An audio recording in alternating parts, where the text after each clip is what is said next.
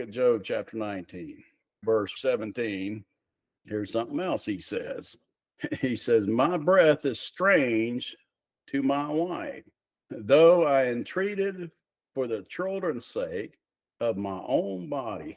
Now, it's hard to locate where Job, I know he entreated for his children's sake and he made a sacrifice and prayed for them in case they did something wrong, but it doesn't show anything in here that Job cost him something in his body for his children. Maybe there was something, but you know who that is right there? My breath is strange to my wife.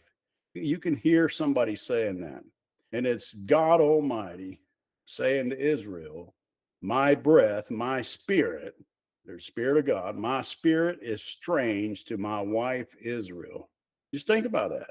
And he says this, and tell me God hadn't been through it. Though I entreated for the children of Israel, he entreated for the children of Israel's sake of my own body on the cross. Now imagine that right there.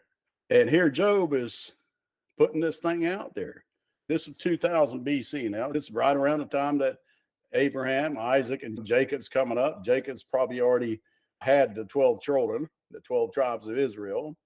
And they're starting to have interaction with God, even through Abraham and Isaac and Jacob. Remember, Jacob was one that built the pillar there in Bethel and communicated. Even though squirrely of a man he was, he still had communication with the Lord, and he was dealing with the Lord. And at times, Jacob, he was probably that strange wife to the spirit. And here, the same thing that Job comes along, and his wife is his spirit. He's saying, my breath is strange to my wife. And he's experiencing some of this stuff that the Lord's experiencing. And he gets looking at it. Look at what he says right there in 19:18.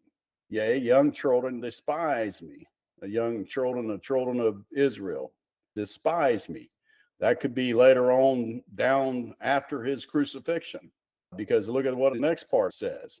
Despise me, I arose. That's the resurrection of Christ. I arose, and they spake against me. Even after he arose and went back, and it was a proof that he resurrected, the Jews still spoke against him, and the Jews at Jerusalem rejected him, the Jews at Asia rejected him, and the Jews in Europe rejected him.